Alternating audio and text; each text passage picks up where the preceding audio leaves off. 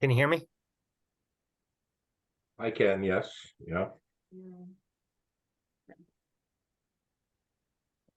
He's not muted. Chris, can you speak again? Yep. Yeah, I'm here. Anyone else getting, let me see. Am I the way is that?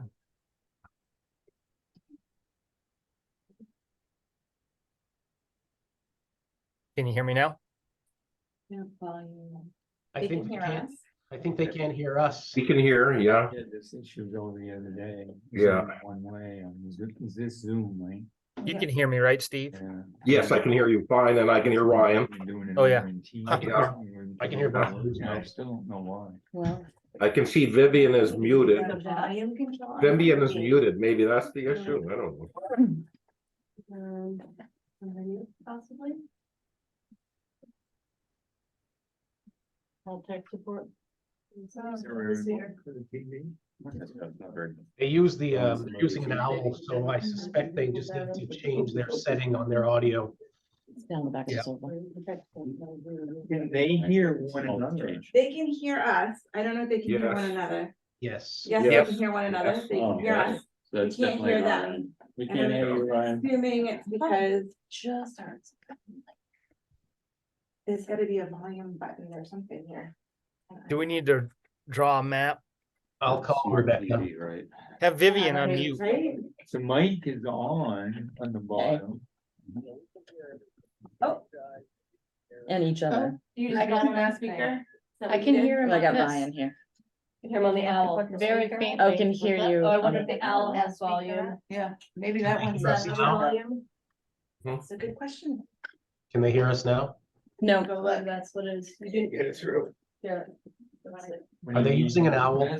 yes. Oh. Isn't that what it's coming? Yeah, that's what she's. Yep, right here, I think. I think it's the.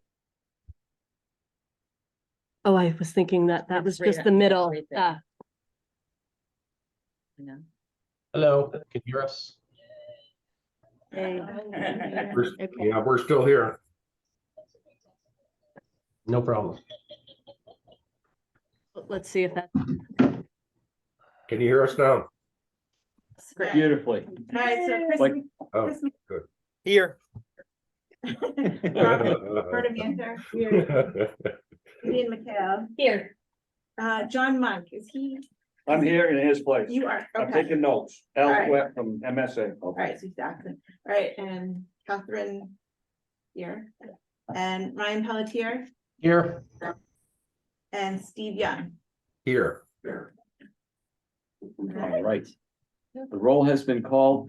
Before we get to announcements and reports, we've been asked to take public comment out of order and move that up. And that way we can get some folks back to where they need to be in a timely manner, and we can get their comment. Do we have a motion to move that up in the agenda to hear public? Okay, motion, is there a second? Second. All right, all in favor? We don't need to do a roll call vote on this procedural matter. Okay, thank you. Let's do public comment. And let's try to keep our comments to what we usually do, 3 minutes each. Please, be focused, and we'll be glad to listen to you. And we'll start that off. I think we have someone who wants to go first. David? I'm David Manter. Any more information, ask Roberta. But basically what I want to say is that having gone through this as much as I have, and knowing things that have been passed by even the US Supreme Court about taking private property and then not compensating people. When you create any kind of a public road that doesn't have a public maintenance requirement on it, you're doing one of two things. You're either subjecting the people, like in Jordan versus Canton, when the road disappears, gets worn out, they can't get to their property. So in effect, you've taken it all. If you do this, and in any level, it's unqualified taking the private property for a public purpose. In other words, the public doesn't want to spend their money, all right, to keep the road up, and they're not giving any compensation. Another odd one to this, how about the 13th Amendment of the United States Constitution? Involuntary servitude. When you force a person to have to take care of this access in order to keep the value of their place or to be able to live there in some cases. Then what you're doing is you're forcing them to do it. And what happens is they become an involuntary serf. Because they're putting all their time, sweat, money, and effort into trying to keep their money, their interest that you've already refused to let them keep. And in our case, our taxes just more than doubled this year. Because the town has been selling permission to people to build other houses up there, because now people can get in, because I took care of the road. And now the road's going to heller than it was before. And all the people are, what do we do? What do we do? And I said, I'm not putting anything else into it. It's your problem. This is the kind of thing that can't proceed. We've suggested, and I really say, and she can come up with all the information. The idea of minimum maintenance roads. And they will tell you, don't think about it on a residential road. But I'll make a comment about that. We had cart paths in this state at the beginning, at that. What happened is the state and businesses saying, you know, like automobile business, we need heavier equipment. Loggers, farmers, right? We need heavier equipment so we can make money, getting things to market. The state okayed it. But did the towns know they were going to have to build a road for a 100,000-pound truck? No. So it's unjust to make a town do this. So what we need to do is to be able to allocate out saying, yeah, maybe this residential road only needs to be dirt, you know, gravel or something like that. Yet this one gets used by 80 houses and it needs to be paved so it doesn't just go to hell in a day. Those things should be left up to a town to determine, but they've got to make sure that the person can get to and from. All right, at municipal expense. Because no one in a town is worth any less in their rights than the majority. And this idea about the majority rules always doesn't always apply. It only applies when you're not stealing from somebody. And that's essentially what I want to get across, is that we can't keep doing this. And someday Roberta can go through all the record. But in our case, even the court didn't abide by its own decisions and didn't even recognize all the illegalities of what had been done. So that's basically what I really want to get across to you, without jumping up and down and screaming and having fits, which I'm good at anyway. Thank you very much. Thank you, Dave. And by the way, we aren't a common law country. We're a country of law. Just, I can explain that to you some other day. We'll have that discussion. Yeah. Other members of the public who would like to speak at this time? Please, please give your name and where you're from. Thank you. My name is Kathy Marr, and I live in Cornish, Maine. Is that Kathy with a C or Kathy with a K? K.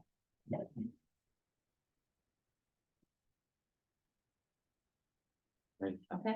Please. My name is Kathy Marr. I live at 96 Cole Road in Cornish. On July 15th, my husband came back from an errand to find a locked gate blocking access to our home. The state police were called. He stated it was a civil matter and left. My husband backed our car a half a mile to our shared mailboxes and walked back.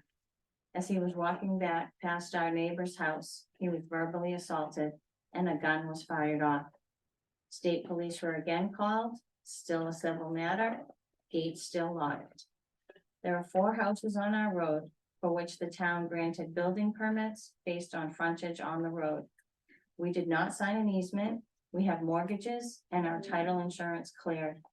To the left of our driveway is a private road and conservation land. To the right is our only access in and out of our property. I thought I could get an emergency injunction, silly idea. To get the gate opened, it was denied. It took our lawyer a week to get it accepted and the gate unlocked. During that week, I called the trustees of the conservation land. They allowed us to use their walking trails to get our cars to a main road. The trails are barely wide enough for our vehicles and is all rocky and very washed out. I made many phone calls for help.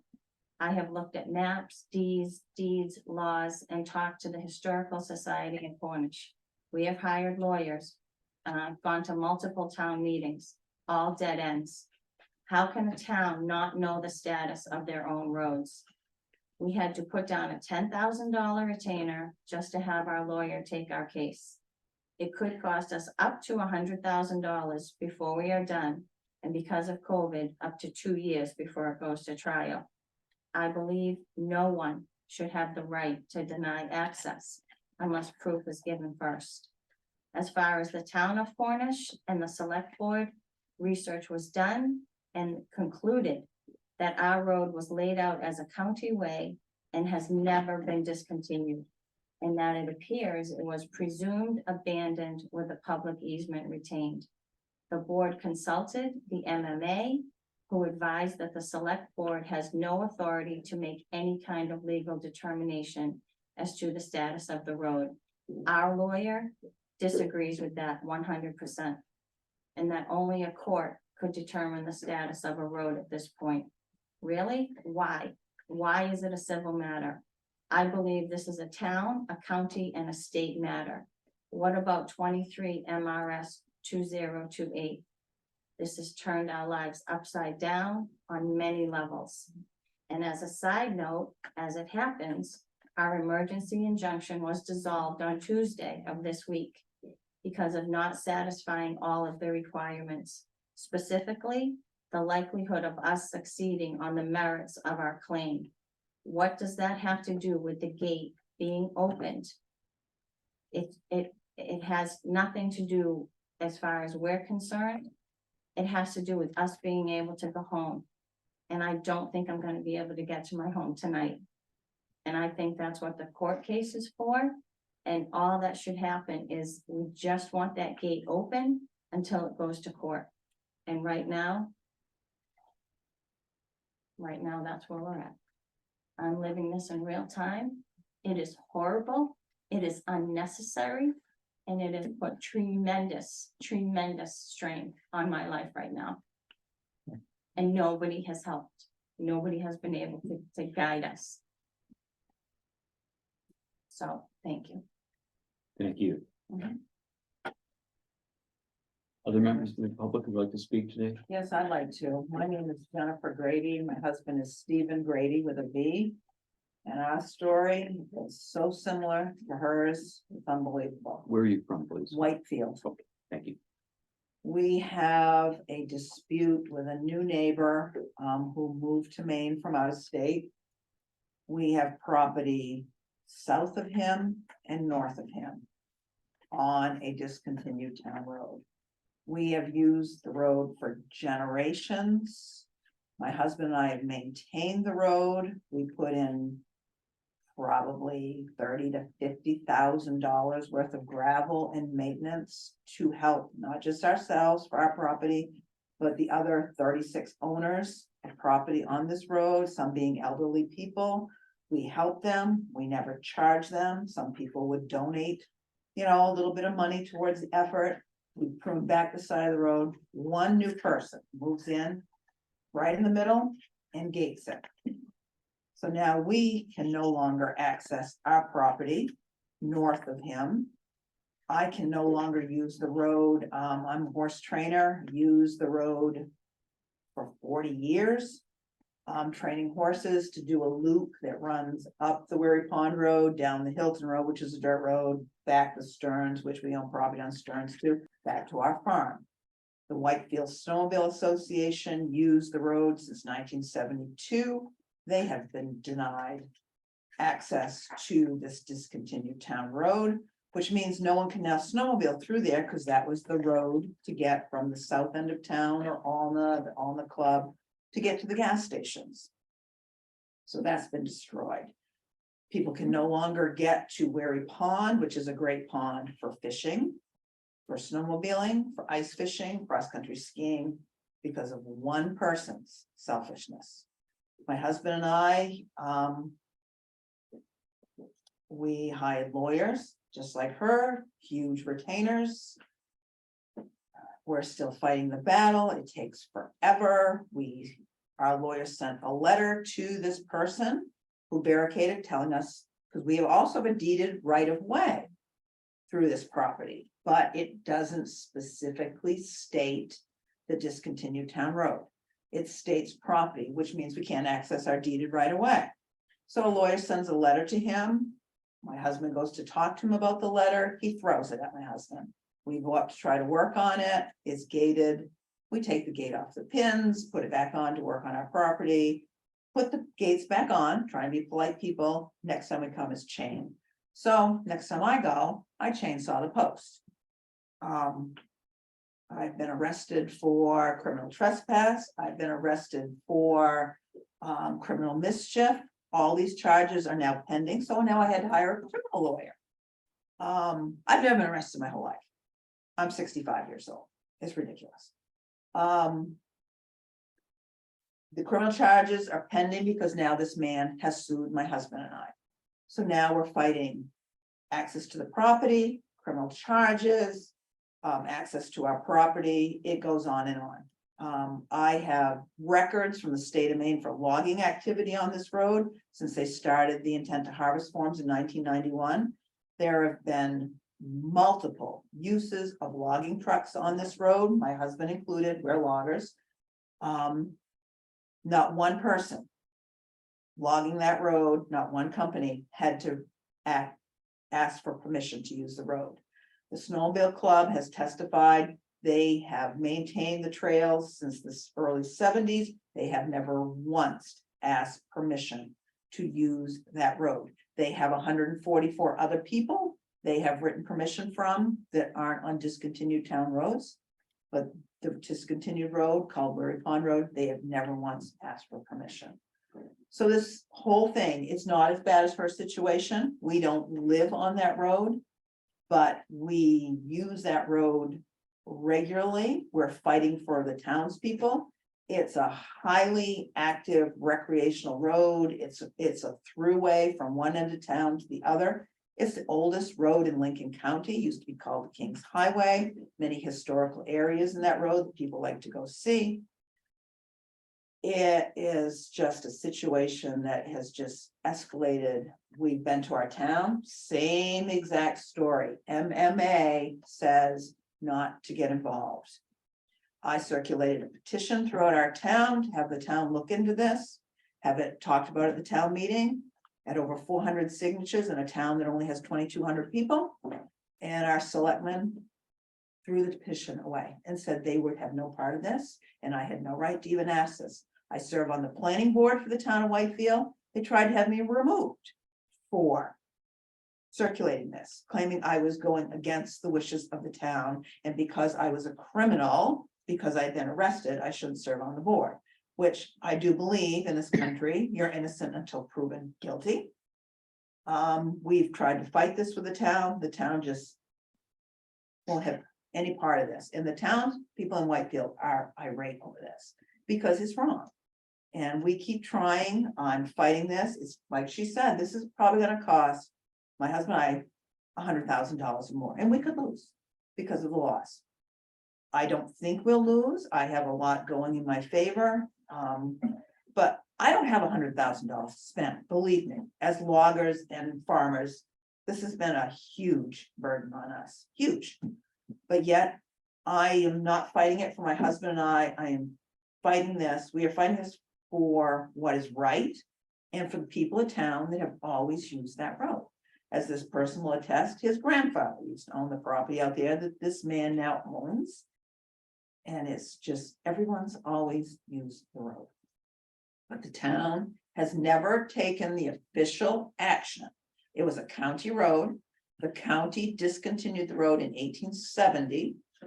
But yet the town has never taken any action on it. I have pictures of the road. You can drive vehicles from one end of it to the next. It's gravelled both ends. But now we have the gates in the middle. This man claims it's just an old path in the woods. Not true.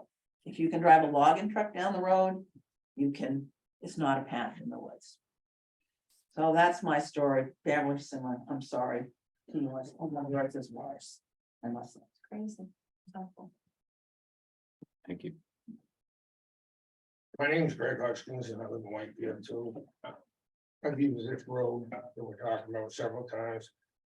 But not only talking about the Weary Pond Road, we have several Crocker Avenue, this, you know, We have a dispute with Dexter Lane now in Whitefield too. Someone wants to end the use of that. so these roads have been accessible to the town's people. But what happens is a selectman of the town will not get involved. As she said, we had a petition. And I smelled the rat. I said, on that petition, before we got the meeting, it says to discuss the decision. So apparently they already had a decision. The public had no say. We went to select board meetings, 3 of us. Along with the other landowner, and I guess what I want to say is, losing my train of thought, but. We had a public meeting at the school because of the petition. The selectmen wanted to know how many people was gonna come. We have no idea, so that's why they got the schoolhouse. Apparently, somebody wanted a sheriff there, so the Lincoln County Sheriff was there. So they started the discussion, and I said, I spoke up, I says, well, wait a minute, oh, they stopped me right there, and it says, the public has already had their say. The public had no say. They shut us down. It went wild, it went, you know, they discontinued the meeting, they got out of there, they didn't want nothing to do with it. The townspeople were upset. There's no reason why this properly hasn't been taken care of. When the county discontinued it, if the town wants to discontinue the road, they need to send letters out to each individual landowner on these roads. And that has never happened in the town of Wakefield. So that still should be a public easement. And this is gonna affect a lot of people when they start building on Crocker Avenue, you know. Gate's gonna go up and it's just a mess that needs to be taken care of. I think what we could do is, I believe the town of Pittston, Maine. Yes. Took and discontinued all their roads for public use. No, they allow public. They allow public use, but they do not do any maintenance. So, you And they know, don't assume liability. and liability, you know, they don't want, if somebody took their car out and bottomed out and took the oil can out. Somebody gets injured, the town's not responsible, the state shouldn't be responsible. So I guess that's my say. I just feel that. These poor, like these 2 people here are spending a lot of money. I'm sure there's other people. There's a lot of dirt roads in the state of Maine, and we should be able to enjoy the fishing and hunting out on Murray Pond Road, specifically that road for myself. And thank you. And we should be allowed to access our property. To me, that's. If you own property on what was a town road at one time, you should be able to get to your property. We can, if we want to take a 5.5 mile detour, go all the way up around, come back down around to get to our property, but we always used to just go from our house, because we live very near the Weary Pond Road, to our properties, and now we cannot. And these gates have been up 2.5 years. And now, Yes. if you talk to the town, they say it's a criminal case, we're not gonna get involved. Well, these gates have been up 2.5 years now. What gives this man the right, that he's right, to have them gates up? If it's a criminal case, take the gates down, the judge will make a decision, or the state needs to make a ruling saying these public roads are public now. I don't know if that sounded right or not, but that's how I feel. It's always the same story. Thank you for your comments. Thank you. For all of you. Is there anyone online who has something to speak, joining us online? No member of the public with a comment? Seeing none? Then I guess there's no one else from the public to speak today, correct? There were a couple of people on there that I recognize. I don't know if Darla wanted to say anything.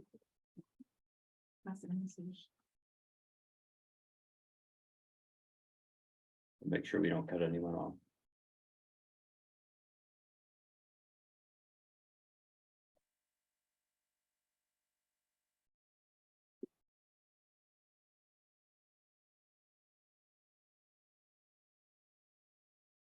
Going to waiting room participants in there. Thank you. There we go.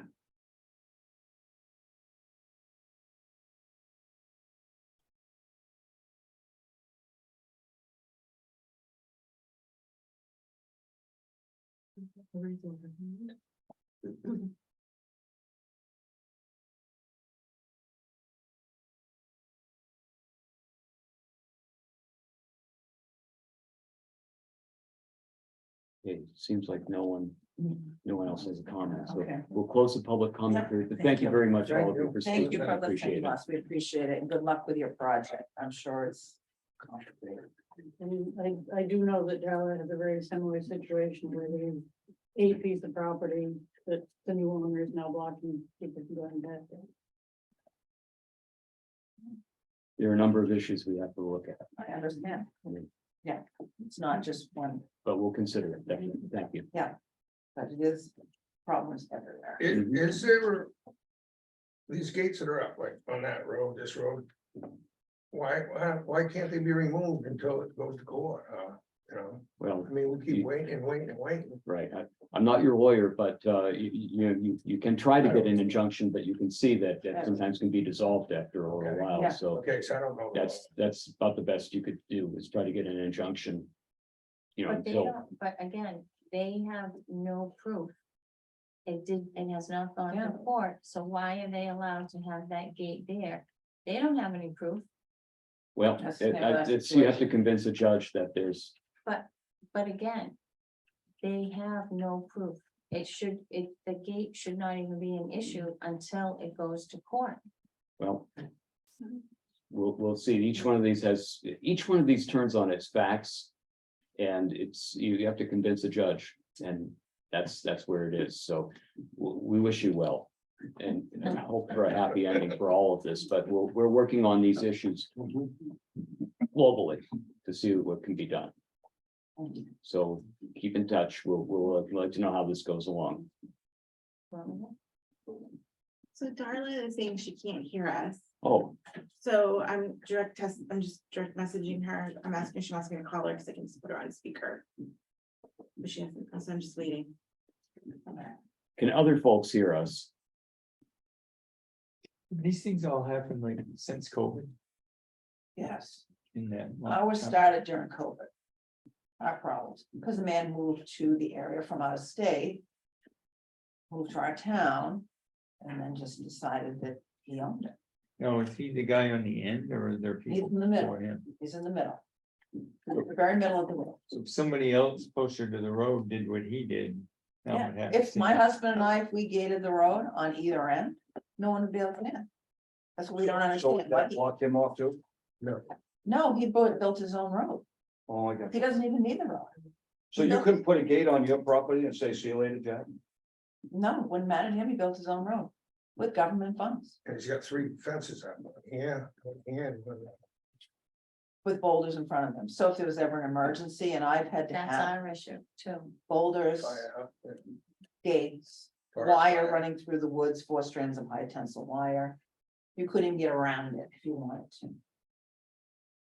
There's no police and fire access either. No, not anymore. But they say they would get through. He says he would open the gate. What if he's not home? Our person says the exact same thing. Well, I'll open the gates. Well, you'll have to take your tractor and move the boulders too. Mhm. I've had people injured on horses out there riding, because I do a lot of public. Fundraising events. We use trail rides. People come, they ride.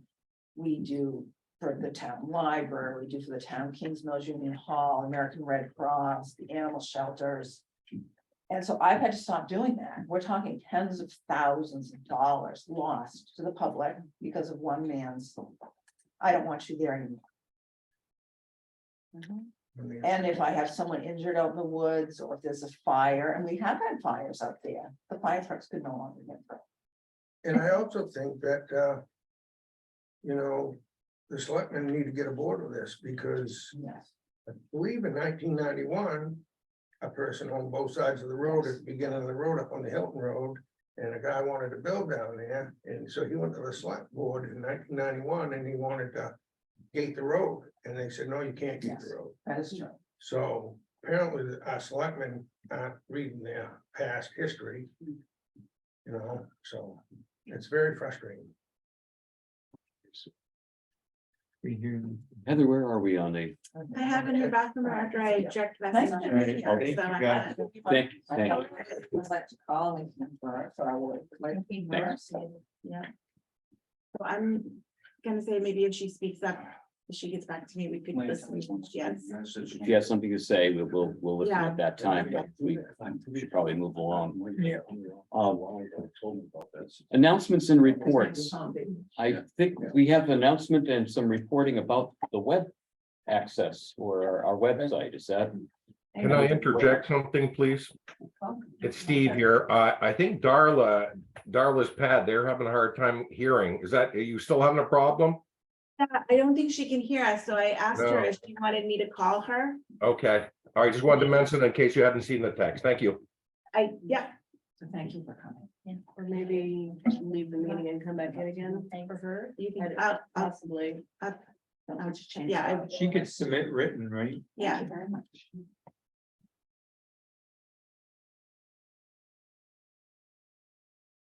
While Heather is typing away, I think the first thing I would like to do is introduce everyone formally to.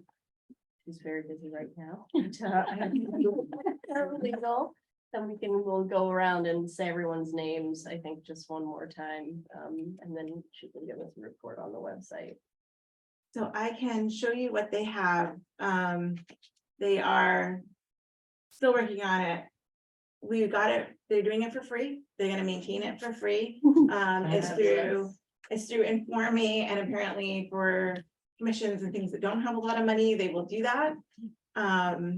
What was the magic word of the secret handshake? Yeah. Apparently just knowing who to talk to. Ah, Jim, you didn't have to talk to that.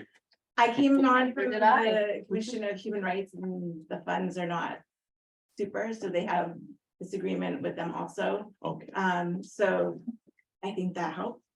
thank you. You're welcome. I'm glad I can do that for everybody.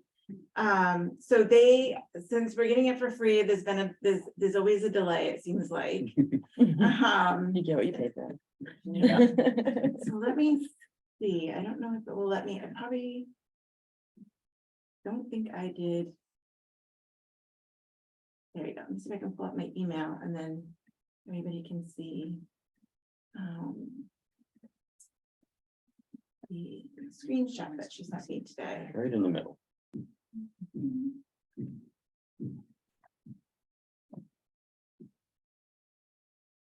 So this is the screenshot. They're still working on the design. The design is ongoing. And obviously they still have some data input, but this is what they have for right now. They're still texting me back and forth on the design. So hopefully they'll have more tomorrow, but this is the general idea. So the meeting minutes are up. Yes, Would it be possible to, I don't know, this is just the beginning. Yeah. But our report to the legislature, that would probably be an important thing to I have. did submit that to them. They're Okay. like, they only have she said about 50% of the content on there Sure. that I sent. But Okay. yes, that report is on there, but I'll remind them of that. Great, thank you. Is that website accessible yet? No, it's not. They're still working on the design. So, it's just taking longer. I think if we're not paying, so they're not in any hurry. We get bumped a lot. So I just keep bugging them every week. It's a work in progress. It's a work in progress. And there's gonna have the law, the chapter that created this whole commission. Yes. Okay. Yep.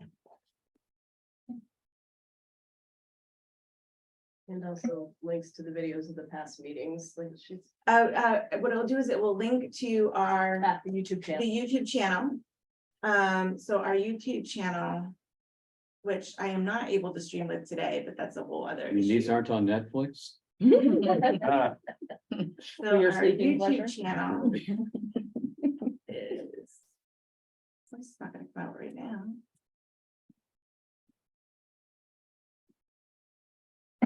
It's like this.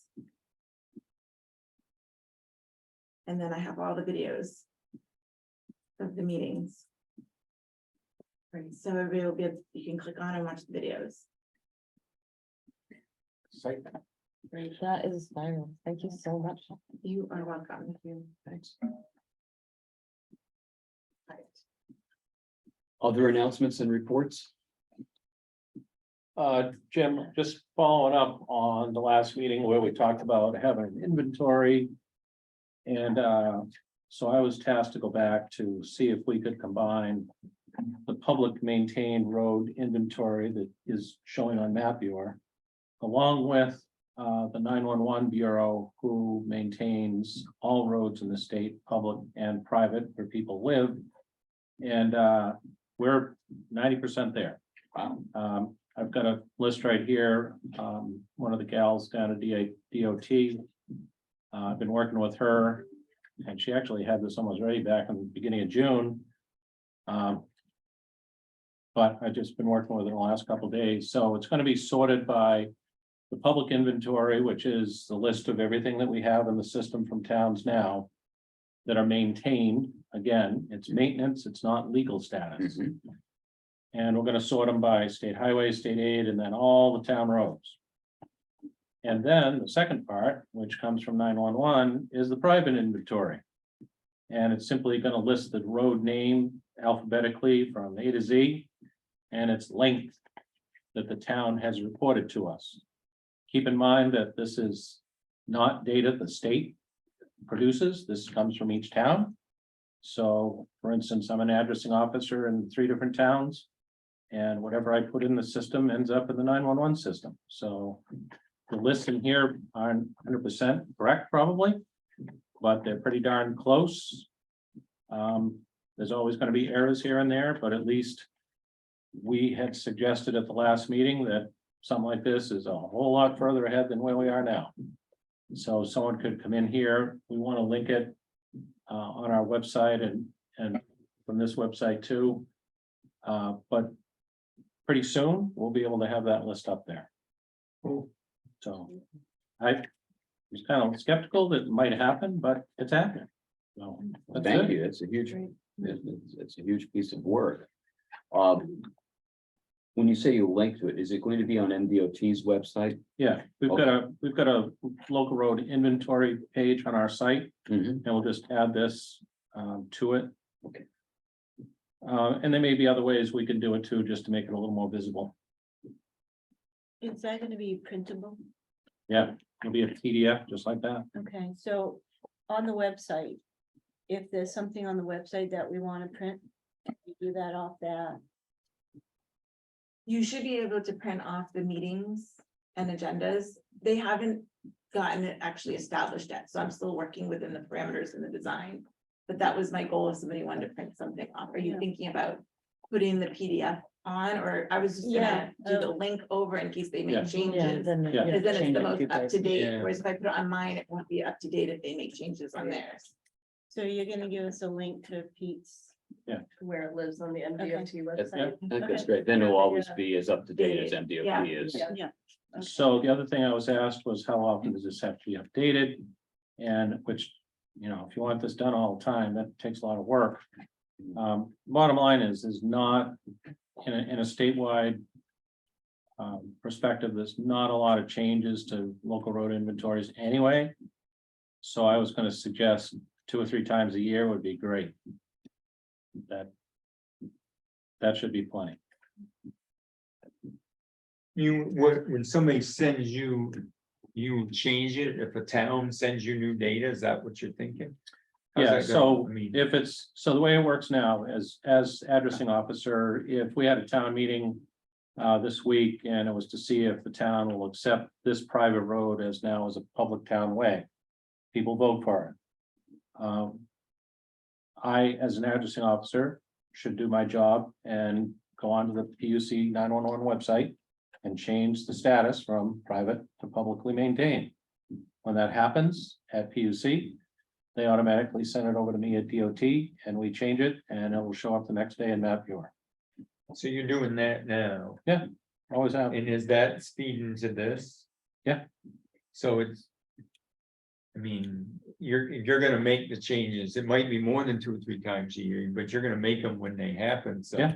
I mean, specifying a specific amount of time is probably not necessary, is it? No, I mean, these things just don't happen that much. Not a lot of towns accepting town ways Yeah, or discontinuance either. no, Apparently not. So again, we put a disclaimer on here that says, hey, this data is just information that we have in our files. You know, the state and state aid highway information is good. It's DOTs, that's our jurisdiction. When it comes to town roads, it's only as good as what the town has told us. And so same with the private roads. You know, I see fairly frequently when I go in and do reviews with towns. There's lots of towns that, there's a road that's either missed or has been changed in status, and no one ever told us. No, the 911 person didn't change the status in the system, so it's only as good as what we've been told. So I spread that gospel all over the state that, hey, if you're gonna shut a road off, or if you're gonna discontinue a piece, or if you're gonna, you know, even if you're gonna close a bridge, the addressing officer really should say to 911 that the bridge is closed and it's not for access now, because when someone living on that road calls 911, the routing system for 911 actually lays out a path for emergency vehicles to get there. And if it's going down a road that the bridge has just been closed and it's not shown, that could be a big problem.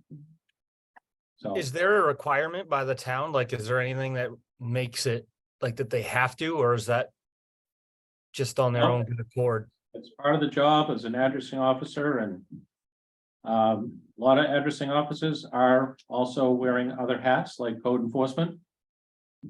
I'm an addressing officer in 3 different towns, but I do it just because I like to do it.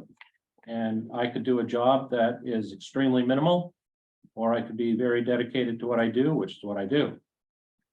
But, you know, a lot of municipal officials wear many hats, and sometimes stuff gets prioritized and things get forgotten or overlooked, and, you know, we all do that. So it's not required.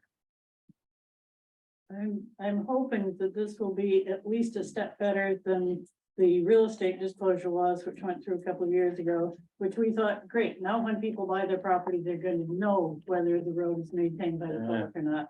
And unfortunately, what we've seen happening is that the seller tells the realtor what the status of the road is, and the seller is often wrong. And so somebody buys a piece of property, they've been assured this is a private road, there's shared maintenance by the abutters. And they go in, they build a house, and somebody puts up a gate and says it's not a public road. And I know of several cases already where that's been happening, and that law hasn't been in place that long. I think it was 2017.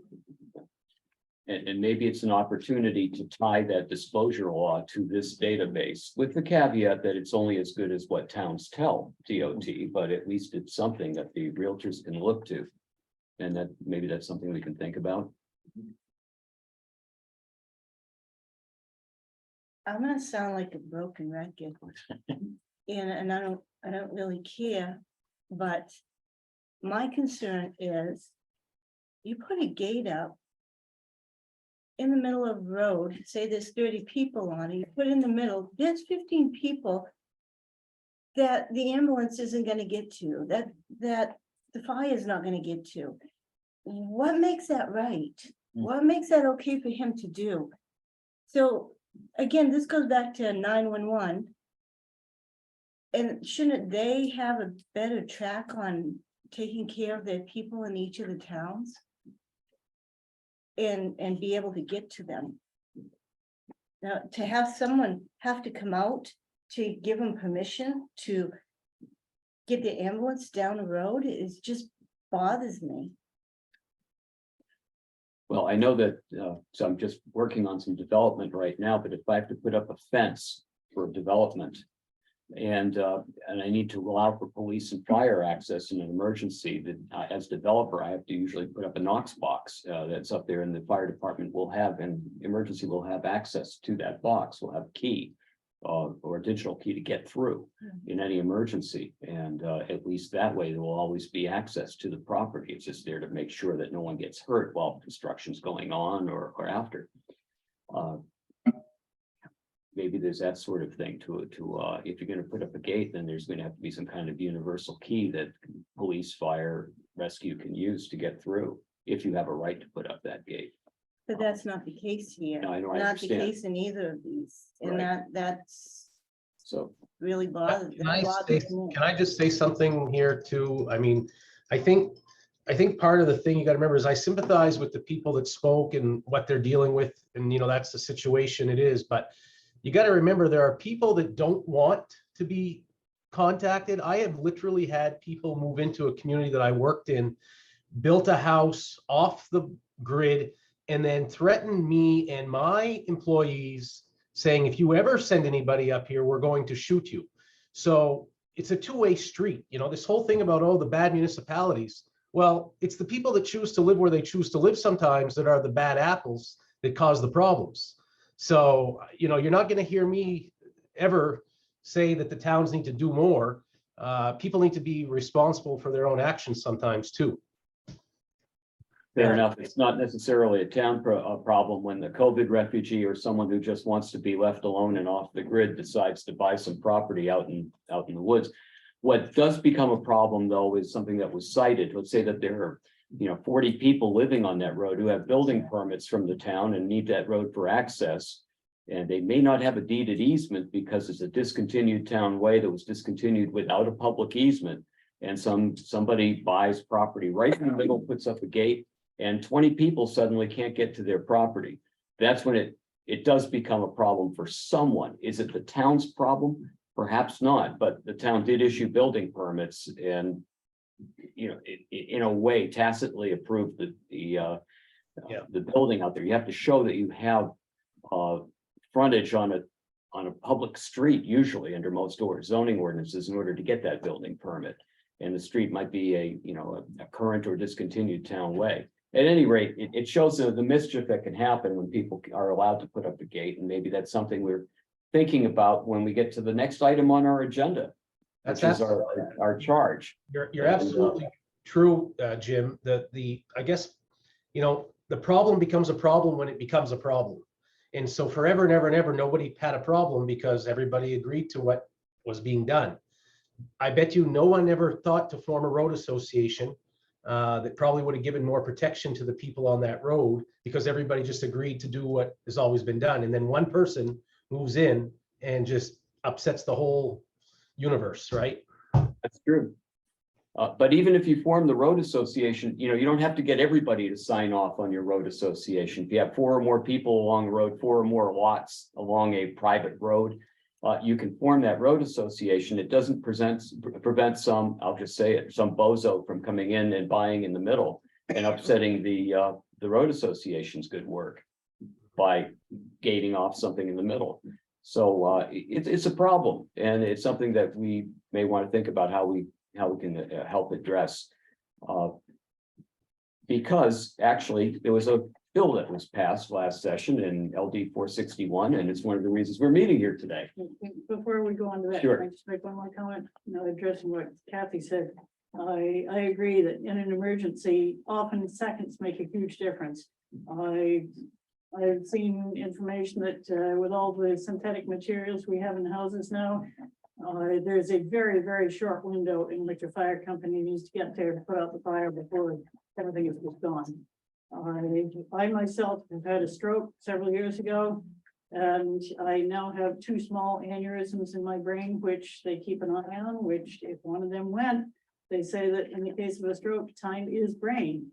So if somebody has to stop to find out how to unlock the gate or how to saw through the chain or whatever to get in, I could be a vegetable before they get there. If our house catches fire, they might as well bring the marshmallows because it's gonna be too late by the time they get there. I'm sorry, I didn't mean to cut off comments. Any other thoughts on that before we move on? And just to follow up on the development piece, Jim, many communities, particularly where they've had these issues, also put on any building permits that they issue that there is 0 maintenance on that townway. And a number of those communities had, like Glenburn, for example, had an individual that had agreed to maintain a private road, had the equipment, and they passed away.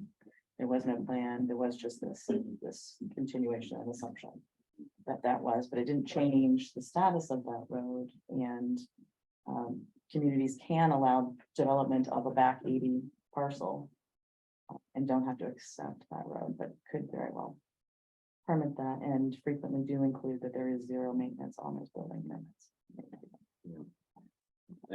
But I have to say probably that the majority of zoning ordinances, building permit ordinances I've seen in Maine require access or frontage on a way, and they'll define way to be one that's either, currently an accepted town way or a public easement that left over after discontinuance. If they have zero. But that's, that doesn't guarantee that it's going to be maintained by the public, just that there's a public easement. There's So- but there's only about 40% of communities actually have zoning, so a lot of the places that deal with this a lot don't have any of those. Or they'll just have a building permit ordinance and that's it, which may say some of those things, but it wouldn't be a bad idea to put that on the building permit. Of course, that is not well, we could talk about that one. There's a lot you could put on the building permit that would make this better, like on a building permit. No access will be denied by, say, gate. You can put that on a building permit and that would solve a lot of problems on that. It would be. on- You bought the building permit, you paid for that land, you paid for that house to be built there. A town could put that on their building permit. but it would be Access will not be unenforceable. denied. It would be, Doesn't mean that they have to maintain it, it's just you can't be denied access. well, it would be unenforceable. That's the problem, without a change in law. So that's what we'll have to focus on.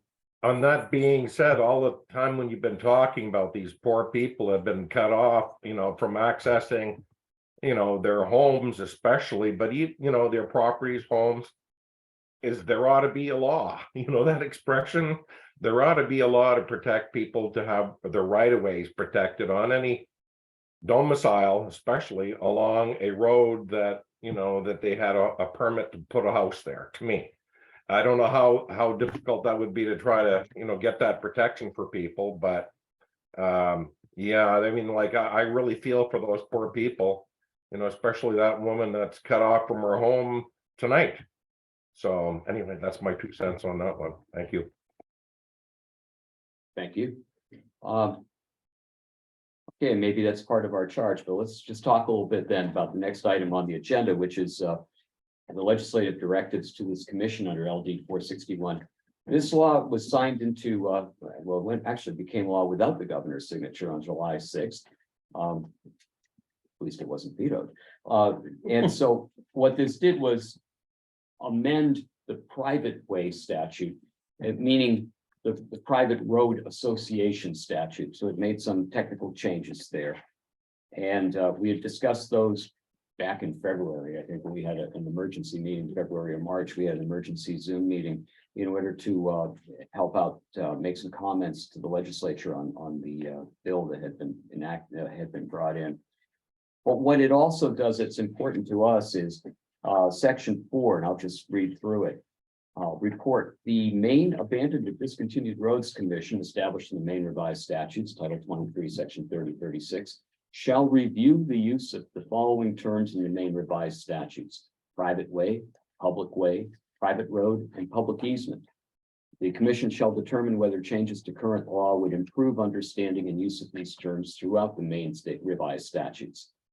By January 5th, 2024, there's our deadline. January 5th, 2024, the commission shall submit a report to the Joint Standing Committee on State and Local Government with the results of the study, along with recommended legislation. The committee may report out legislation relating to the report to the second regular session of the 131st legislature. Notwithstanding the limitation on our meeting, no more than, was it 3 times per year? The commission may meet more than 6 times in 2023 to complete the work described in this section. So we are able to meet as frequently as necessary, but within reason to accomplish that charge. I believe we can also have subcommittees that can meet in between meetings. We can do within reason, we can set up subcommittees. Remember that any subcommittee we set up is going to also be subject to the Freedom of Access Act, which means public notice, public meeting, public has a right to attend. all those things. But yeah, we can establish subcommittees if that'll help us in our work.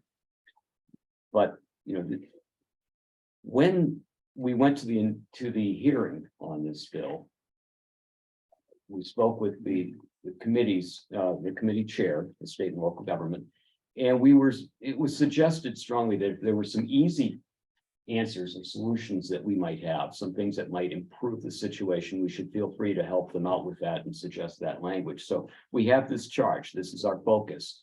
But for example, we just talked about how now that we know that there's a better state directory with regard to the status of roads, maybe not their legal status, but whether they're publicly maintained, maybe we could suggest a revision to the realtors disclosure statute to require realtors to look at that database and when they're checking off whether there's access to the property, whether they know whether there's access to the property.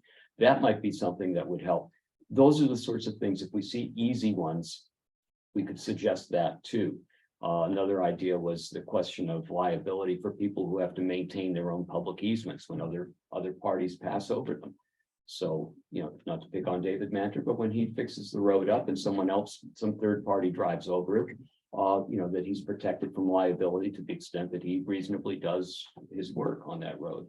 That's a suggestion, you know, that's something that we might want to think about and suggest to the legislature. But our major charge is to try to help sort out the confusion that exists around these terms because they are used and defined differently in Title 30A for municipalities, for Title 23 with regard to roads, in Title 29 A with regard to highways and operation of roads, and also in the Title 12 statutes for the recreation agencies. So all of those things have different, they're giving different meanings to the same words, and that causes real confusion for attorneys, for the courts, for the regulators, for the municipalities, for the state, for the counties. And so that's our primary charge. And so we should start with that, but that doesn't preclude us from looking at some of the things that may be easy to help try to bring a little bit better regulation in this area. So that's the charge. What do we think about this?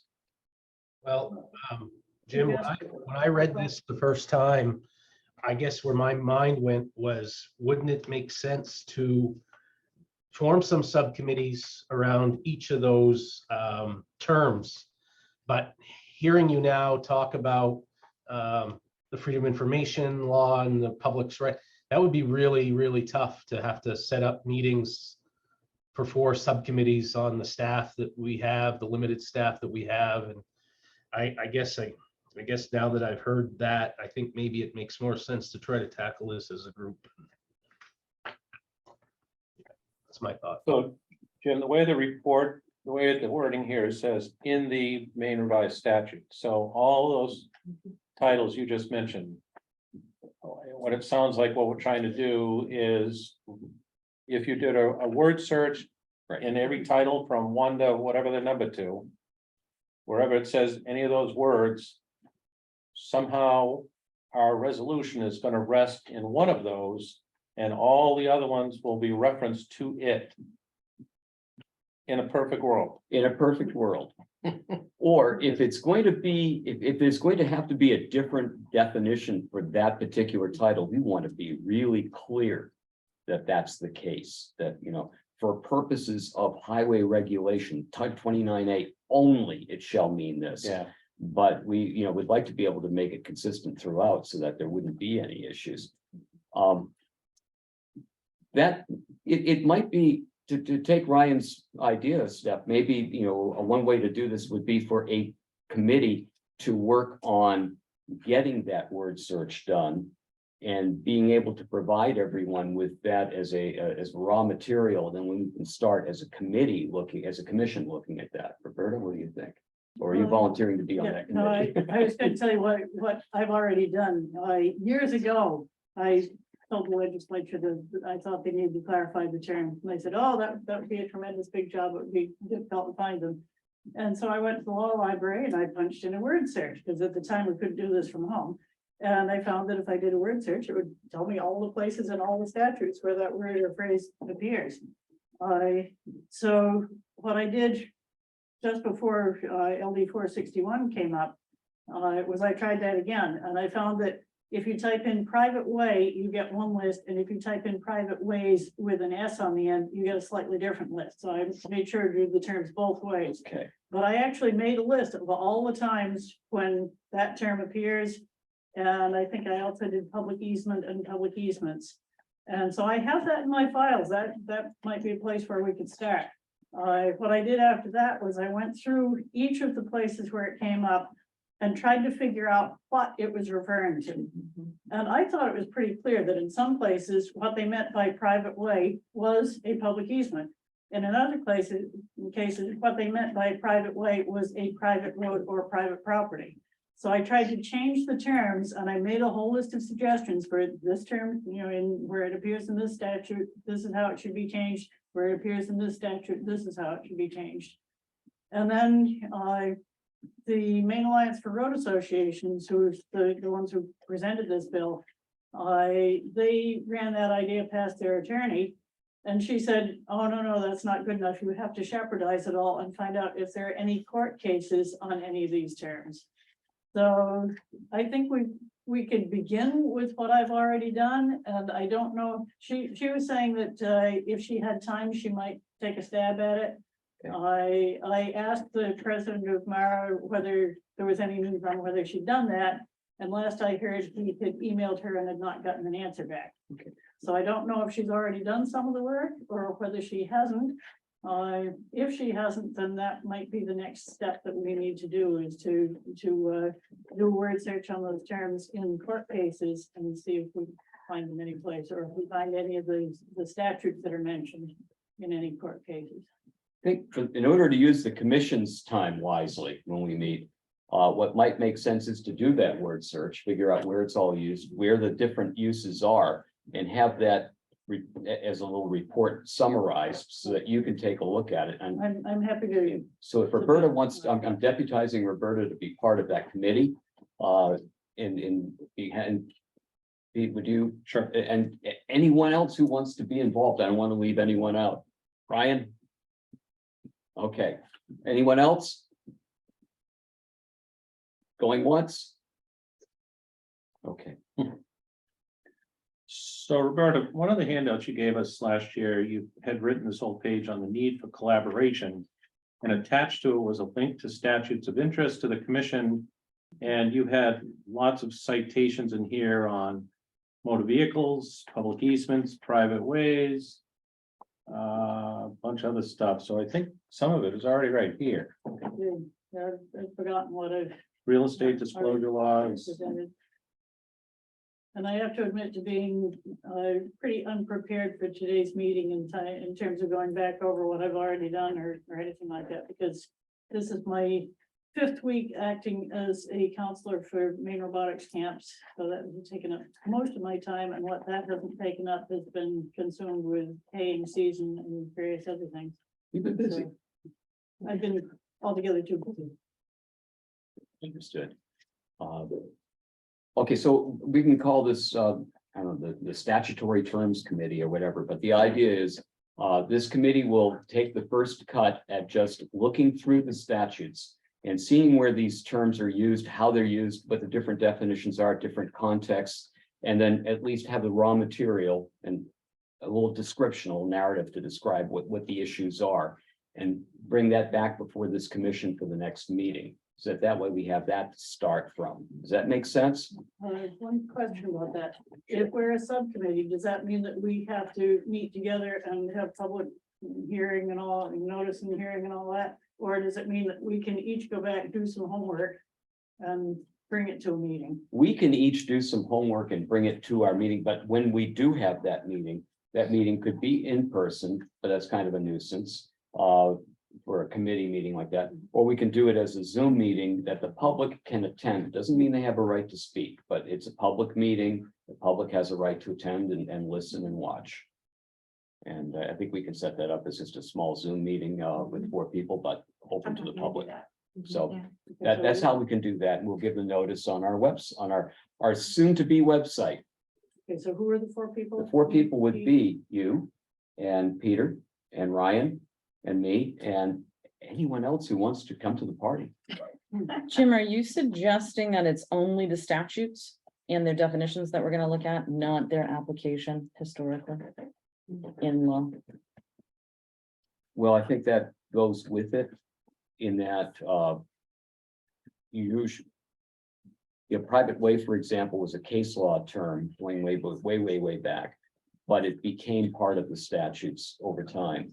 So I think we're really focusing on the statutes so that when the legislature changes something, they understand the context of what they're changing and why and what it means instead of unknowingly causing another problem somewhere else because it means something in another title.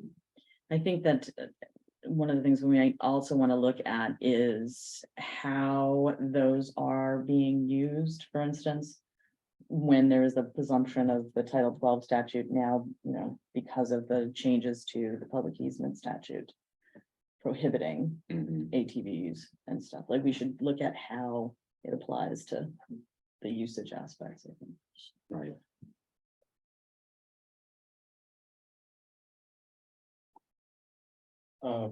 Jim, is it? Knowing what we've got to do here and knowing that Roberta has done some stuff, is it too much to ask if that's the proper role of Heather to maybe do a word search, statutory search on her own? There's a better resource. All right, what is it? State Law Library. Roberta hit it early on. The State Law Library is very good at doing searches for the public. And I think this is something we can work with the State Law Library to do that initial pass. And that way it will be, we'll have Roberta's work and we'll have the State Law Librarian's work, and we can compare those and work from there. I think that's one way to use available resources without tying Heather's time up too much. Heather will be busy enough scheduling our meeting and getting notice out and working on the minutes and those sorts of things. That Jim? work? Yes. I hadn't even thought of asking them to do it. What I did was I went there and did it myself. I didn't realize I could ask them. Earlier in this meeting, Peter Coughlin referenced a map, I think, for E911. I just wanted to ask Peter if is that online, and if so, can you send out a link to where a person can go look for that?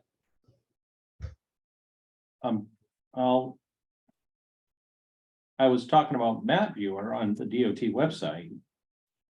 I thought you said that when an addressing officer does an update, they report that to the E911 Bureau, and then. Yeah, well, I actually, if I was gonna do that tonight, I go onto their website with a password. I go to that section of town and I make whatever corrections I need to make and hit submit. I think Ryan might be asking, what's the near website? I'm just looking at where can I go and see what road in my town is a public road, a private road, or anything else. Map Viewer. And that's on your website?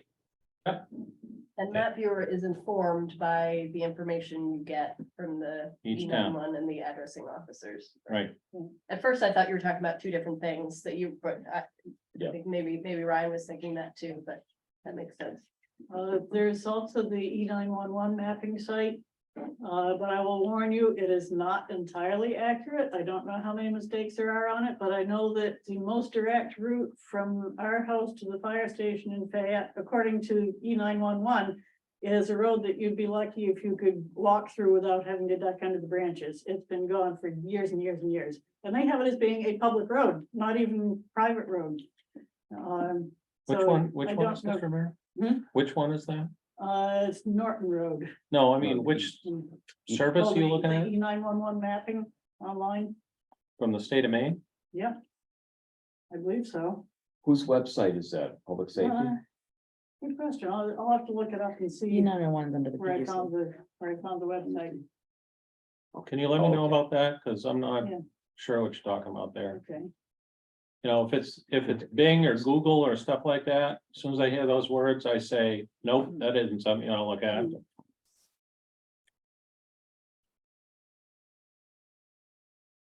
My impression was that it was from E911, but it could be somebody that's using that label on it and they Yeah, didn't actually right. come in.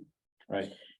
Peter, for purposes that Ryan will probably encounter quite a bit, the LUPC, do they update the same types of records? So will unincorporated Yeah, areas have? So there's their a definition? addressing officer for every county too. So if you were to buy property up in T2R6 and Yeah, our, wrote in or put an address, yeah, you, Ryan, you probably got someone there that's the addressing officer, right? Or if it's not right, you. our office has a person who's the 911 officer for Aroostook County. LUPC hasn't taken that away from us yet. That's because they'd have to go there. The other thing I was thinking about here, and this, again, we know that this isn't 100% accurate. But most town ordinances are written so that in order for road to show up in 911, it's got to have at least 2 residences on it.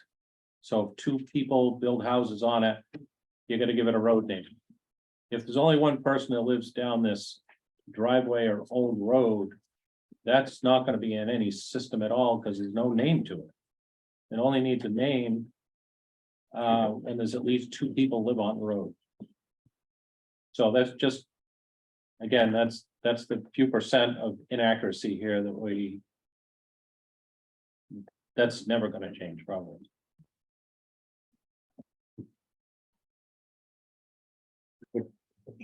The context of this committee's report, synthesizing all the information, is that we have to file a report with legislation, draft legislation, January 5th. So I'm working backwards from that date, because that's the way I think, try to meet a deadline.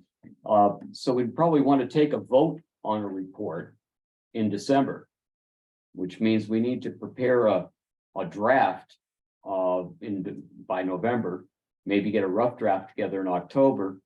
And so in order to get started in getting that rough draft together for October, we need a report of the committee to the commission on where the discrepancies in all the terminology and what needs to be fixed.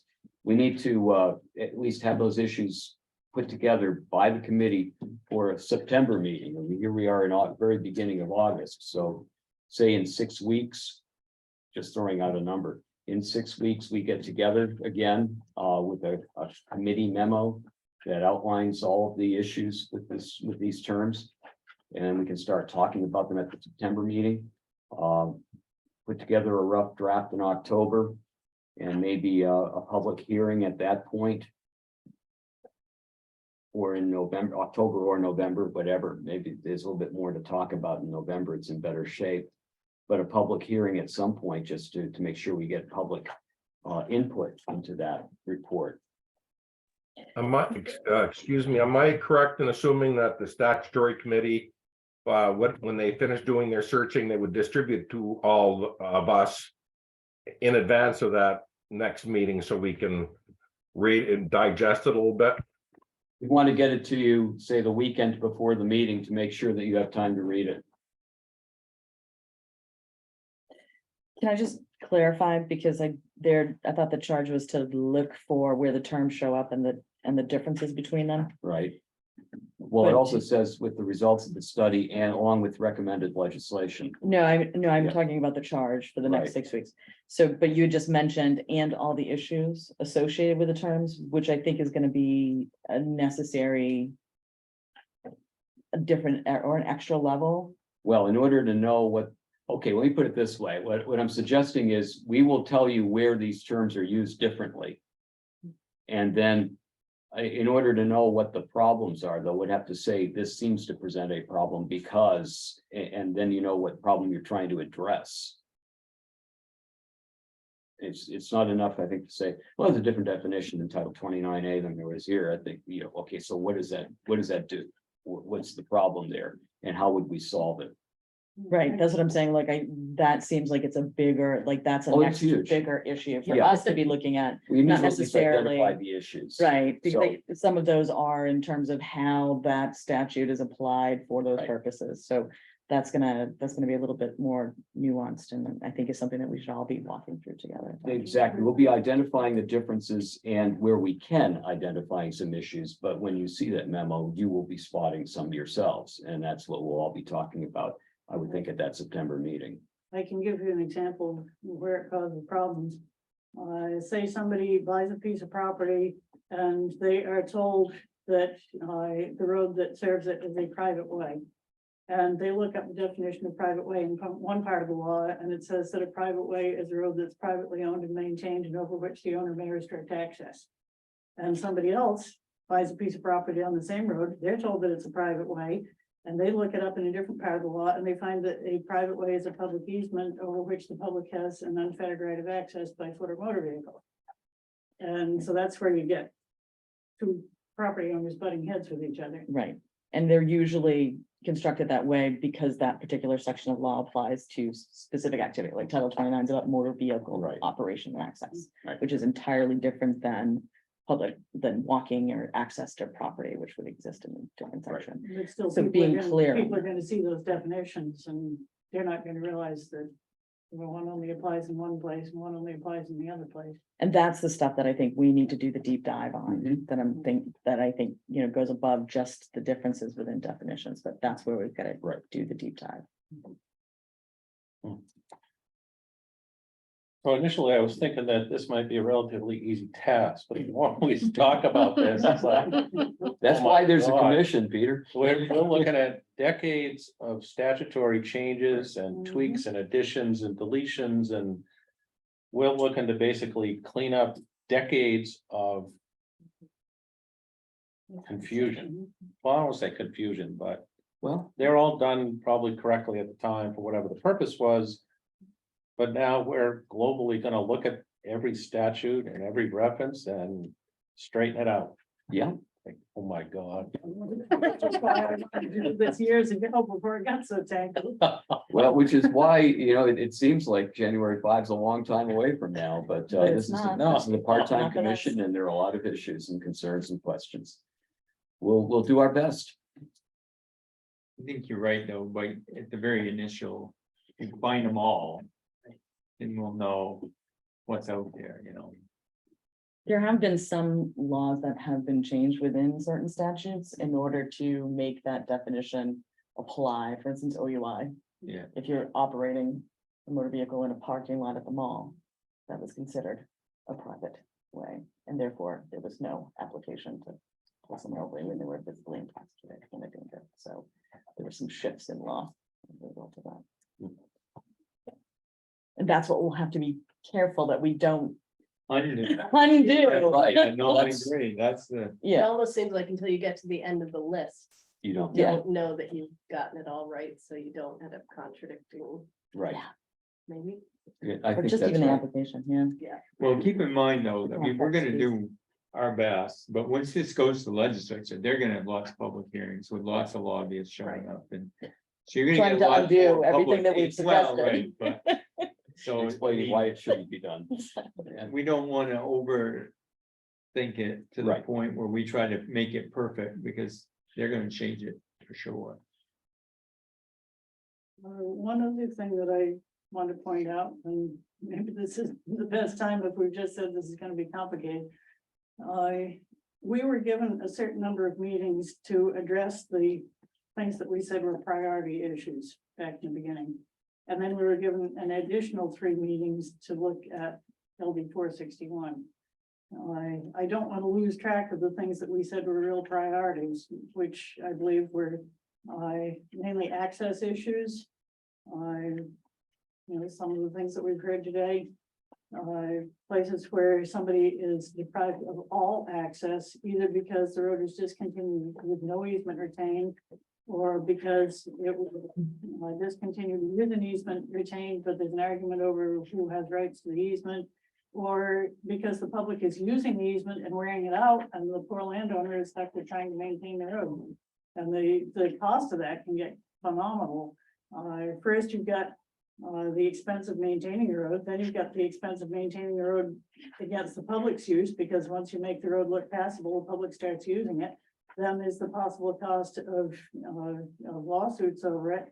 Then there's the point that when other people move in onto the road, then the tax values go up, so your taxes go up, and none of your tax money is going back into the road. So these are some issues that I think we don't want to leave behind. We need to be looking at these two somehow or other in our original allotment of meetings. And we've been living this for 52 years. And just to give you an idea of the magnitude, yesterday alone, I was in contact with 3 different attorneys on 3 different problem roads. And I got a new complaint from somebody else. That's in one day. It's not always that busy. They seem to come in batches. I'll have a couple of weeks when I'm only dealing with people that, I've dealt with before and just trying to help them work through stuff. And then all of a sudden I'll get 3 new ones all in the same day or 4 or 5 new ones all in the same week. Generally, it's about 1 new complaint per week, and it seems to be pretty steady. Roberta, Steve here. Darla spoke, put a chat out there saying if you want to say anything about their situation, you're more than welcome to do so. Okay, well, as I said, their situation is a very similar one. They owned a piece of property. They originally owned a large lot and they split up, sold off some smaller lots. And I thought they had pretty clearly reserved a right of way across the discontinued road that went through the lots. Somehow or other, there was a disagreement in where property lines were, and they had to rewrite one of the deeds to clarify it. And the new deed somehow or other omitted the piece about their having a right of way. And now they have one of the new landowners, one of the pieces of property had been sold again after they sold it. And the new landowner is saying, there is no right of way across our property. We're going to get it off and you can't get to your other lot.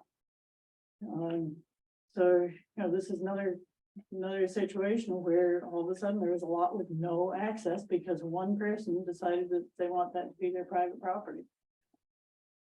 But it was originally a town way that's been discontinued.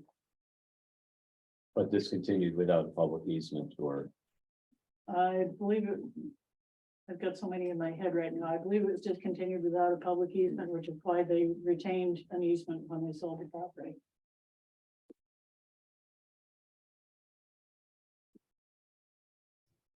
When you discontinue a road like that, and is the term used, Roberta, actually public easement? I can't remember myself. Yes. In the current law, yes, it is public easement. In 1965, they used the term private way, and then in 1976, they changed it to public easement.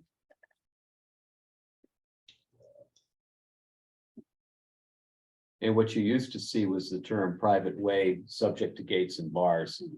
That's what you'd see back in the 30s, 40s, and 50s, and those road discontinuances, if they were going to retain a public easement. And a public easement to this day can be gated.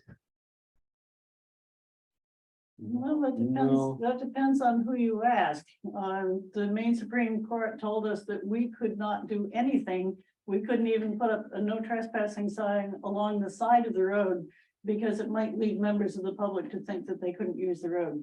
And my husband spent 8 days in jail for putting up a no trespassing sign. So I would say that a gate probably should not be allowed if they're going to jail somebody for just putting up a sign. But another confusion in it is that originally the term private way, if someone needed access to their property, they owned a piece of property that was not connected to the public road system, they could petition the town to lay out a private way. And the selectmen on their own volition could lay out a private way. Private ways were named private ways because they were not maintained by the public. And at first, the understanding was that, okay, somebody's got a piece of property that's not connected to the public road system. We will lay out a private way to connect him to the public road system so that he can run his business or whatever, people can get to and from his property. And he would be responsible for paying the damages for the road. It didn't say anything about maintenance, but it's kind of assumed that because it was only benefiting his property that he would be providing maintenance, but it's, a business expense. Now people can get to his mill or whatever. The only circumstances under which a county had jurisdiction to lay out a private way was if the landowner had approached the town and the town had unreasonably refused to lay out the private way, then they could appeal to the county. But there were a whole string of things that had to be done in order to get the county jurisdiction. First of all, the request had to be by a landowner. The landowner had to have improved land. The improved land had to be not yet connected to the public road system. The proposed way had to connect it to the public road system. It had to be brought to the commissioners on appeal, and the appeal had to be because the town had refused to lay out the way, and their refusal had to be unreasonable. And there are old cases going way back that show that if any one of those circumstances did not exist, that the county had no jurisdiction to lay out a private way. And if they tried to lay out a private way, their action was not merely voidable, but void from the outset and of no force and effect. Okay, then you fast forward to the 1980s, when our case went before the court, and the court looked at Title 23, Section 3021, which says that private ways laid out pursuant to statute under Sections 3001 and 3004 are public easements.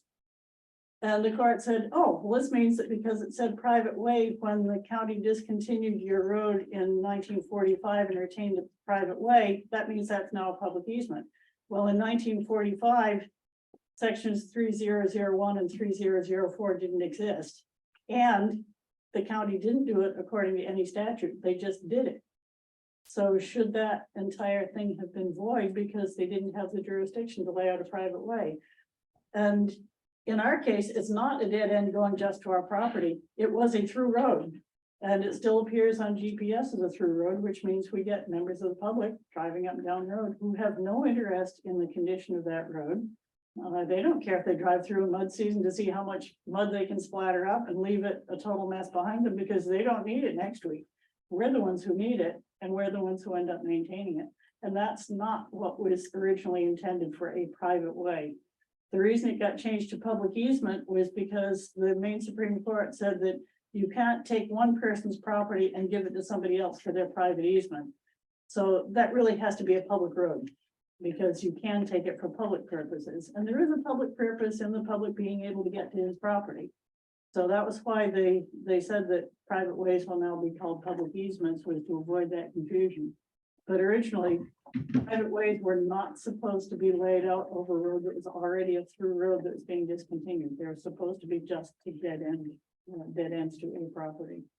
So this is where we've got into a whole mess with the two terms getting mashed together when they're really two different things. So they changed the terminology and changed the definition at the same time and say that it's the same thing, which it isn't. It's gonna be an awfully difficult one to undo, though, since Yeah. it's been like that since 1976. And ours isn't the only road that's in that quandary. It's, you know, other cases have used our case as a precedent. And Darla is in, what's her last name and in what town? What that, Darla is in what town? you would ask me. Her last name is. Just for my notes.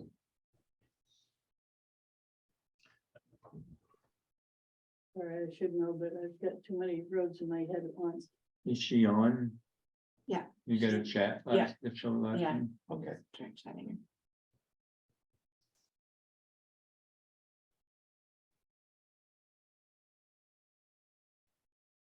Darla, do you see the chat I sent you about what is your last name and town? Or can you unmute yourself and maybe we can hear your last I name want and to say town? Darla Elliott with 2 L's and 2 T's. And it's a town down southwest of Mechanic Falls. It's down that way. Turner's, Poland. Poland, I believe. Poland, okay.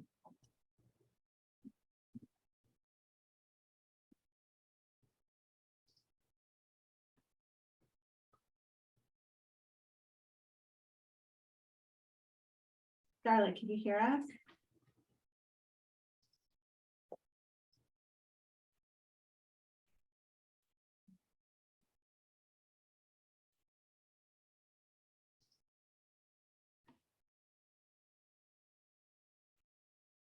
I believe it is Darla Elliott in Poland. I can check on that and correct it if I find it right.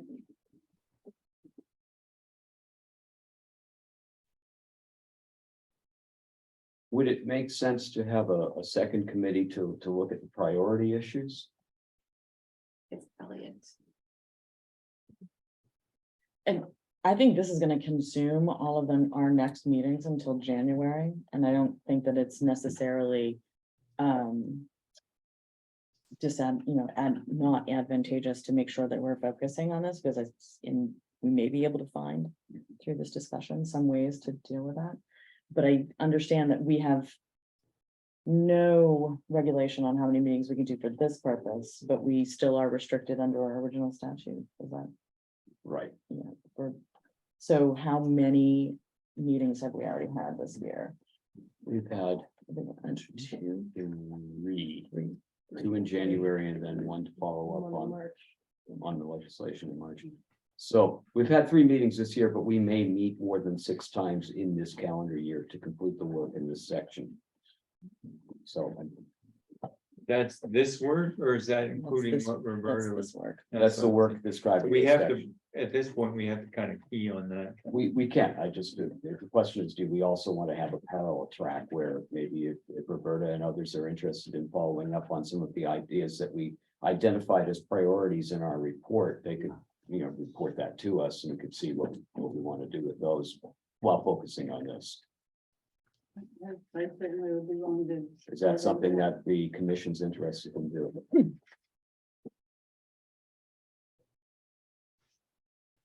Somebody, Yes, I think we need a priority list. But, we kind of have a priority list. The question is, A are we new going to one. put our priorities in the back seat because we've got this other thing to do, or are we going to continue with the priority? I can see you melding those two together though. Once you hit that 6-week thing. If there are proposals coming out of the priority list committee that are ready to go forward, then, perhaps they could be brought into that same report. Yeah, exactly. But If you don't- go ahead. If I could interject, I've been chatting with Darla. I don't know if you got her last name, but it's Elliot. And she's from the town of Poland. Thank you. Yes, good guess. Yeah. Good guess for snowmobile. All right. Do we want a motion on creating these committees with that? Do we need to go that far, or can we just do that by? Okay, so if we were to have, we do have 4 folks who have decided, who have volunteered to be on the committee to look at all the terms and statutes and see. Is there, we could call this the second committee, a priority list committee. Who would want to be on it? I see Roberta. And, I'll do it. okay, I will. as well. anyone else? I will.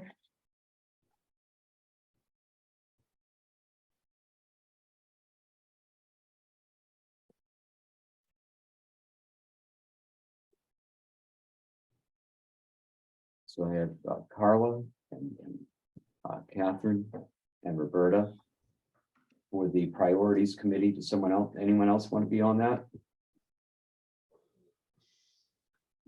This doesn't prevent anyone from joining that later once it gets going, if you decide that's something you'd like to work on. Again, that committee's work too would be subject to the Freedom of Access Act. So I'm going to suggest that all scheduling and all Zoom meeting coordination go through Heather, if you don't mind, so that way we make sure we comply with FOA. Yeah, and I'll take notes for the meetings, for the subcommittees. It's very generous of you. Well, I'm supposed, you guys are Okay. my priority, Okay, well, so thank you. I am assigned as your clerk, so Well, thank you. it's my job to take care of everybody on the commission. I assume since it's subject to FOIA that we should limit the email traffic back and forth. Is that? Yeah, that's a good point. It's great to use email to get in touch with Heather to schedule something, to let each other know what the agenda is going to be, coordinate your times of your meetings. But we should not have any discussion of the merits back and forth by email. You have a meeting and you can send any results or comments you might have to Heather by email. That's great, but don't go talking to each other by email about the substance of what's going on. Like, hey, that was really, we should really be doing X about this issue. That's, if you have a recommendation that you're putting together to send to the whole commission, that's fine. You can work on a draft, but you shouldn't have committee meetings by email. Is that? Yep. Agree, Vivian? I agree. Okay, Mhm. all right. Today was really kind of more of a, let's get back together, talk about what the legislature wants us to do and organize how we're going to approach it. Was there anything else folks wanted to discuss today, like the commission meeting? I would just like to make a suggestion if people are open to it. The Maine Municipal Association does publish a municipal roads manual that contains a lot of information. We've talked about it before. I think, Jim, you were probably a principal author of that back in the day. But I think it would help if every commissioner had a copy of that. And I don't know if people are in favor of that, if it would be appropriate to ask Rebecca to get permission from MMA to donate a copy to every commissioner of this committee. Ryan, for you, I will make that request. Well, I'm asking if the people on the commission would like it. It's a lot of good information. And there's probably things that have changed over the years that haven't been kept up in that manual. But that's the Bible that the town officials use when trying to make decisions on local road issues. So if we're trying to help them make better decisions, I think we should have that as part of our work here. Yes, there's also Pete often also does training for municipal officials on that as well, but it is pretty regularly updated with changes to law and interpretation, and the new legal notes are stuck in as well. Yeah. So do you want a hard copy or an Yeah, electronic hard copy? copy or online. Well, the problem is online, it's protected behind the MMA wall for municipal members only. So the only way we could get a copy, I think, for all of us is if if they would give us an electronic copy for ourselves, I think that'd be okay, but you can't go online and view it if that's what you're asking. I mean, if you get a copy, I can also scan it in and then. Yeah. email the Yeah. copy to everybody too. I think the issue is the publication control, because it is, it's a member service Right. that is provided, so I'll need to check with legal to make sure that that is A-okay. B, yeah, I agree that it has a ton of information in that. But the reproduction of that Mhm. then is a problem as well. Yeah, so maybe a hard copy would be the easiest way to control that. Yeah, and it'll limit it to a certain extent, but I'll make sure that I check in because legal's the one that compiles that. So Pete, that PDF that you're gonna send, could you send that to Heather so she can print us out? For the roads. Yes, is that possible? The PDF is per town. Like, there's Farmingdale's right there. So there's 400 and something. 400. So, You probably talk, that's 1,200 pages. yeah, I mean, So you want it to be like a read only? yeah, this is something that should really just be accessed online. And if a person wants to print it off, then let them hit print and You Print can off. select pages that you need. Right. 6 pages for the town of Farmingdale. If it was a searchable document, electronic would be very helpful too.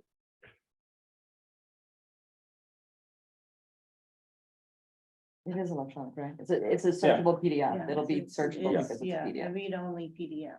Yeah, and I've got them arranged the names by alphabet. So if you got a particular road like Forest Avenue, just look down under F, under either the public or the private list.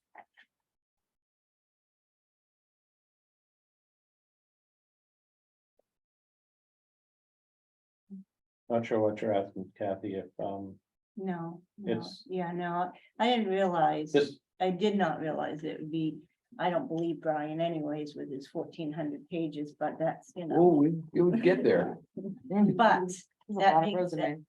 that being said, it's a lot of pages, oh yeah, so it wouldn't be practical to really have it. That and it's gonna change. Right, yeah. Periodically, so.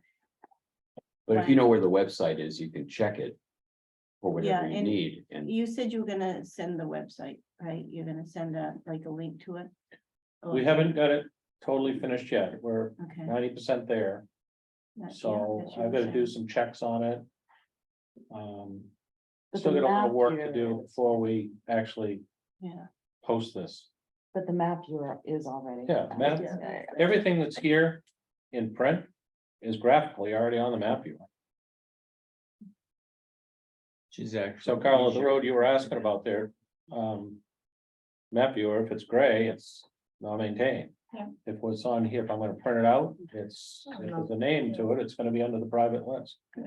That's gonna be really handy for Mara, because they've been trying to figure out how to find out how many roads in each town are privately maintained.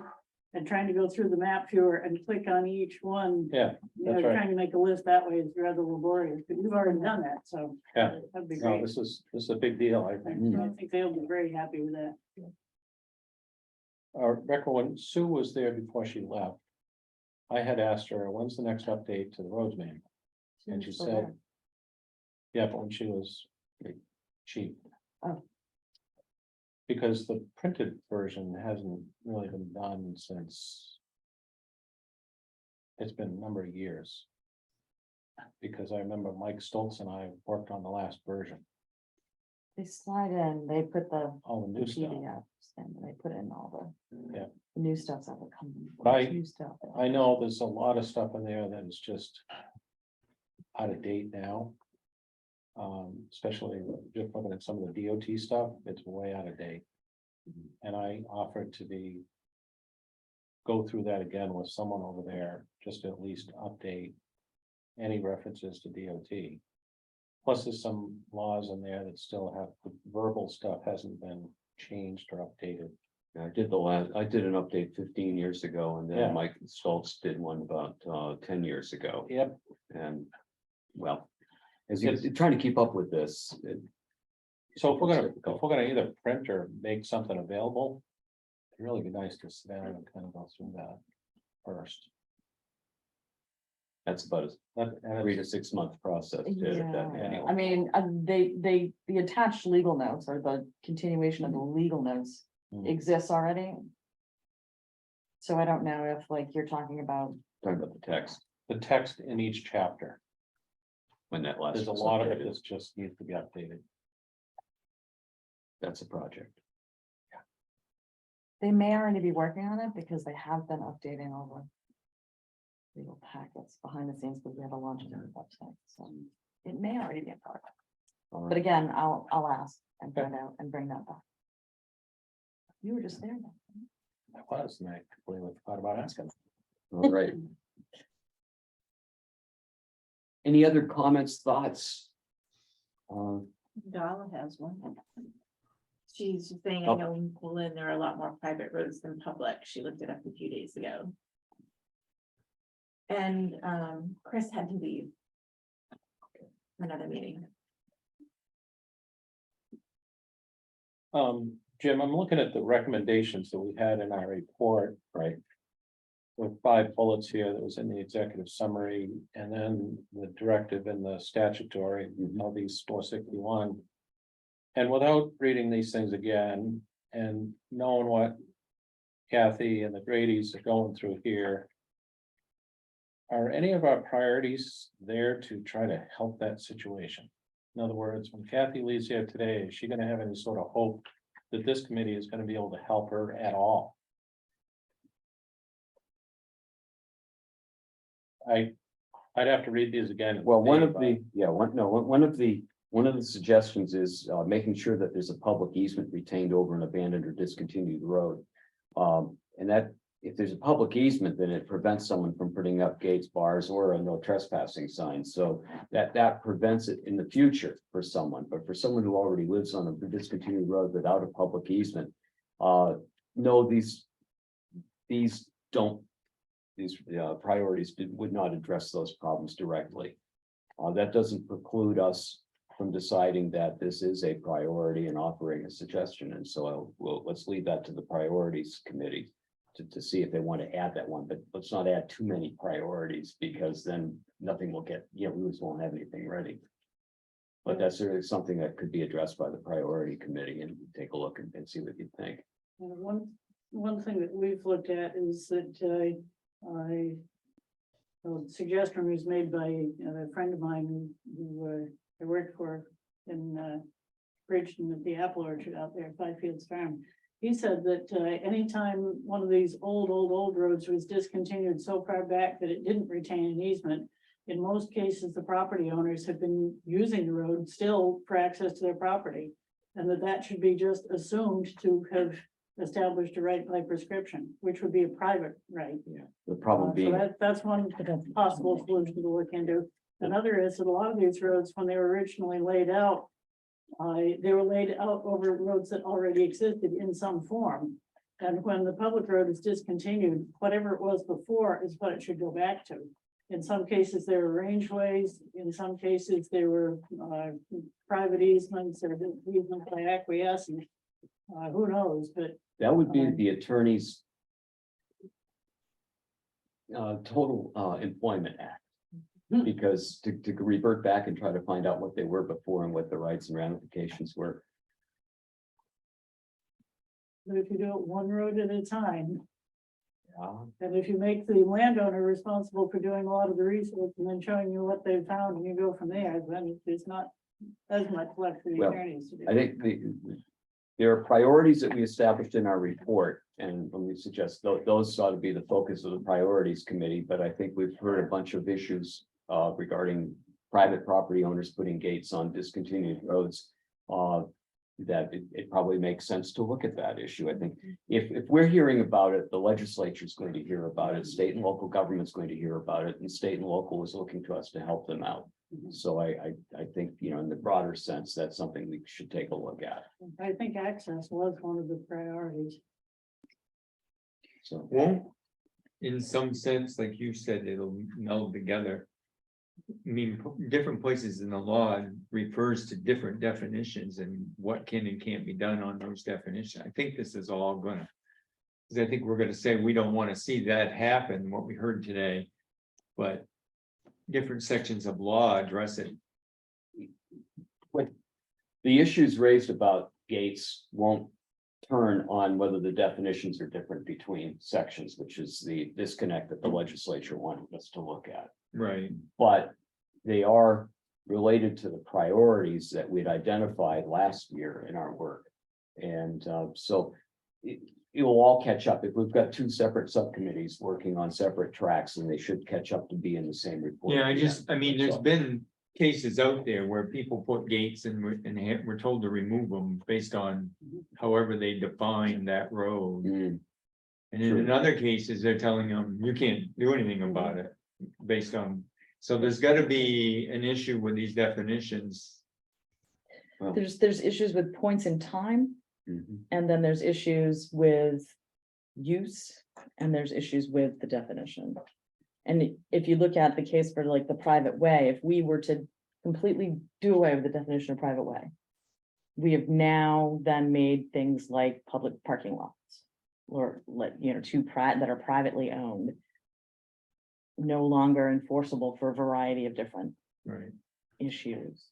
So that's kind of like the unpicking. We're not gonna be thinking about parking lots as we're talking about roads, but that is applied to those in that way for enforcement mechanisms, because it's considered a private way that is subject to gates and bars, because I can close the mall off if I own that mall with a gate and a bar. So we have to think about all the ways that can get used, and all of the public uses of those spaces as well, that we might not want to. That makes me think of another thing that might be good to define. There isn't a real clear definition of what constitutes common law abandonment, except 20 years non-use. And the question is 20 years non-use by who? Does that include, if the landowners were using it, that doesn't count because they're landowners? By Does the it have to be general public public. use? By the general public. And that's why, because it was difficult to measure that, that's why we have the presumption of abandonment. What I say is the biggest witness for whether it's common law abandonment or not is the condition of the road. If it's got 20-year-old trees growing into it, or for example, in one case that I've been looking at now, if there is a cable across the road that has grown 20 years worth into the tree, I think that's pretty strong evidence that that road has not been used by anybody for 20 years. But if the road is perfectly wide open, you can see there's not even grass growing between the wheeler ruts. That's a road that's been used by somebody. And if you say that, well, use by landowners doesn't count. Take the example of where you have a half-mile road in that serves 10 residences. And then it's a dead end, and the public has no particular reason to use that road because it doesn't go anywhere, but those residences have been using it for 50 years for the sole access to their property. Can you say that because the public didn't use that for 20 years, now it's abandoned by common law and all those property owners all of a sudden can't access their homes? I say that it works one way for establishing a public easement by prescription. You have to have public use to establish a public easement by prescription, but private use can establish a private easement by prescription. But if you go the flip side of it, you can't say that in order to abandon a road, there has to be, or in order to not abandon a road, there has to have been public use. Then what happens to the private easements? Problem with establishing those roads by prescription, whether it's public or private, is you usually have to go to court, approve it. The other problem that runs into that, though, is if you have a road that was abandoned or that's declared abandoned, abandonment doesn't happen until the end of the period of non-use, which means that during the time that it was being abandoned, it was still a public road, which means that you can't claim a right by prescription during, by using the road for those 20 years, because you were still using it as a public road. So after you've used it for 20 years, then you have to use it for another 20 years to establish a right by prescription. You've been down this road before. She's a giant encyclopedia. Roberta, if you go get your law degree, it sounds like this commission will be able to employ you for a very long period of time. All right, anything else for this afternoon? Hey, All right, well, oh, okay, well, I'll let you get haying while the sun's still shining. The subcommittees are all running through her. Correct. Right, so we'll be all set, we'll get going, because we'll try to get back in 6 weeks. How do you want to set a meeting time now, or do you want to do a doodle poll or something a little later? Google poll. Doodle poll? Already done it. Okay, okay, that So sounds that would be good. the week of September 11th, is about 6 weeks out. Just so everybody knows. Yeah, Is doodle that too soon? works, doodle poll works good for me. Okay. Wait, I can't do September 11th.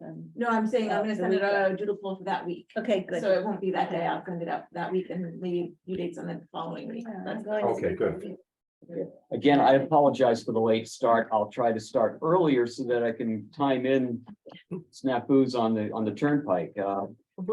Thanks for your indulgence. Thanks for your cooperation and help today. And is there a motion to adjourn? So moved. Second? Good luck, Kevin. Okay, all in favor? Okay, looks good to me. All right, thank you very much. Thank you. You can do. There's Google, don't do the other search, but do Google search for this particular community. Yeah.